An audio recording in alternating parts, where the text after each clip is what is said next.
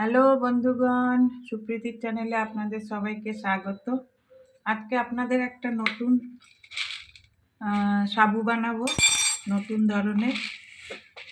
আসলে বাচ্চার যখন নতুন বাচ্চা হয়, মায়ের যদি দুধ না হয় তো ডাক্তার অ্যাডভাইস করে যে সাবু আর দুধ খেতে।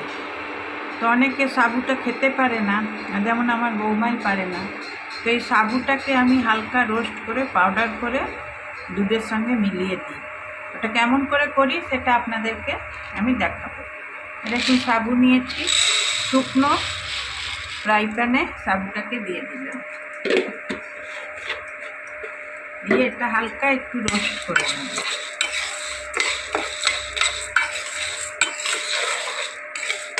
দেখবেন হালকা একটু রোস্ট করলে এটার কালারটা চেঞ্জ হয়ে যাবে একটু।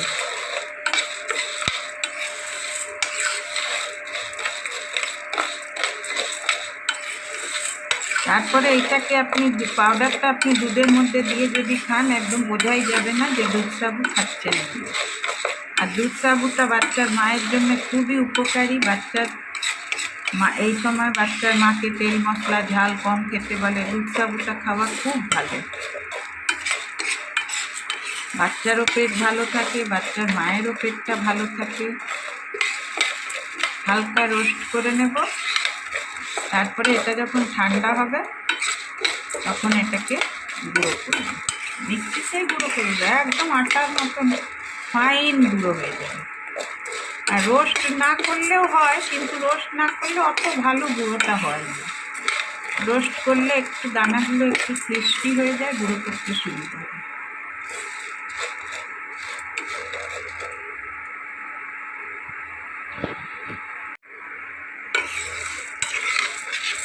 দেখুন বন্ধুগণ, অনেকটাই রোস্ট হয়ে গেছে।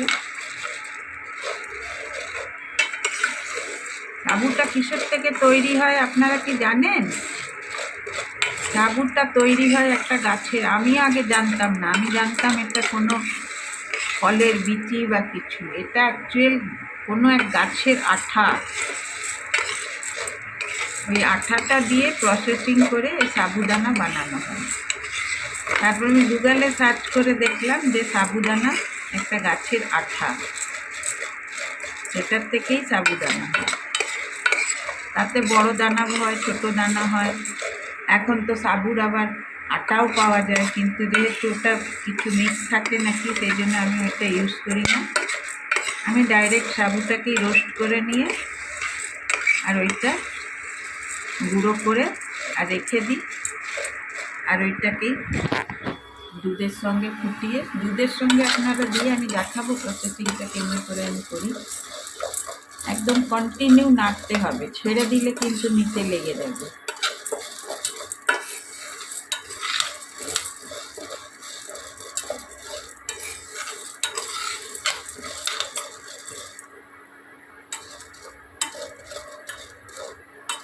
দেখুন কালারটা অনেকটাই চেঞ্জ হয়ে গেছে, সাবুদানাগুলো একটু ফুটফুট করছে।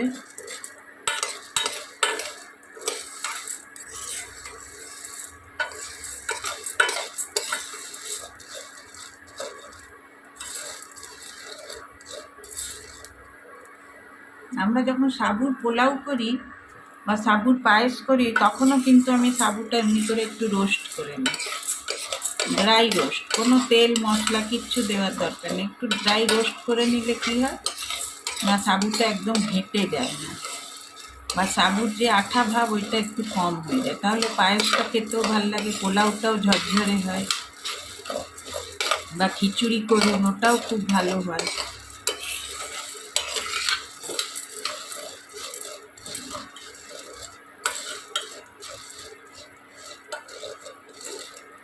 দেখুন অনেকটাই হয়ে গেছে। আর 5 মিনিট আমি রাখবো, রেখে তারপর এটাকে ঠান্ডা করে গুঁড়ো করে তারপরে আপনাদেরকে দেখাবো।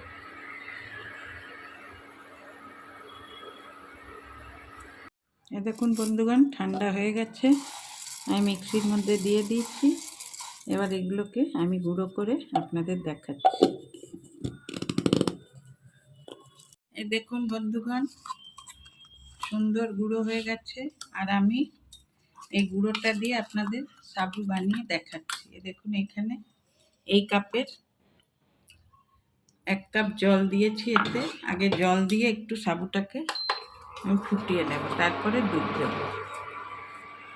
1 চামচ দেব, বেশি দেব না। এটা দিয়ে কিন্তু আপনি ছাড়তে পারবেন না, এটা আপনাকে কন্টিনিউ নাড়তে হবে, নয়তো নিচে লেগে যাবে।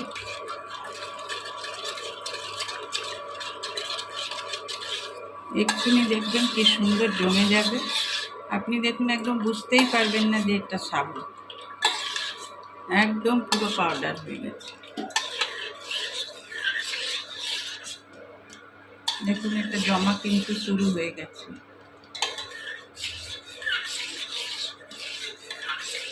এটা পেটের জন্য ভালো, আপনি বাচ্চাকেও খাওয়াতে পারেন, এটা বড়রাও খেতে পারে, খুব ভালো এটা। দেখুন এটা কিন্তু আমার জমে গেছে, দেখুন একদম ঠিক হয়ে গেছে।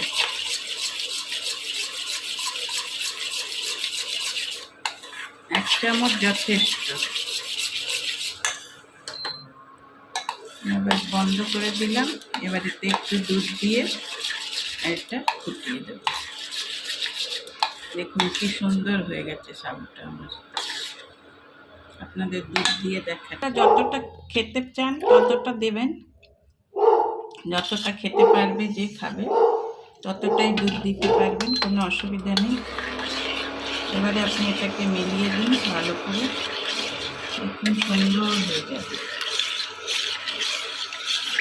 এটা চিনি দিয়ে খেতে পারেন, মধু দিয়ে খেতে পারেন, পাটালি গুড় দিয়ে খেতে পারেন, খুব সুন্দর। এটা দেখুন বন্ধুগণ কি সুন্দর হয়ে গেছে, খুব বেশি মোটাও হয়নি, বুঝতেই পারবেন না যে এটার মধ্যে দুধ সাবু আছে। এর মধ্যে 1 চামচ মধু দিয়ে দেব।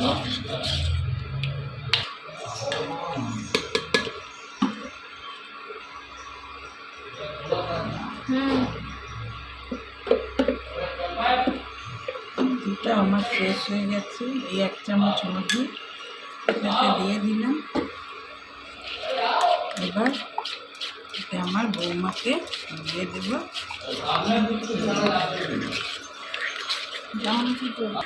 দেখুন বন্ধুগণ মধুটা দিয়ে দিলাম। এবার এটা তৈরি হয়ে গেল। এটা আপনি এবার গ্লাসে ঢেলে খেতে পারেন। আমার এই চ্যানেলটা যদি আপনাদের ভালো লেগে থাকে তাহলে অবশ্যই একটা লাইক, শেয়ার আর সাবস্ক্রাইব করে দেবেন। Thank you, by.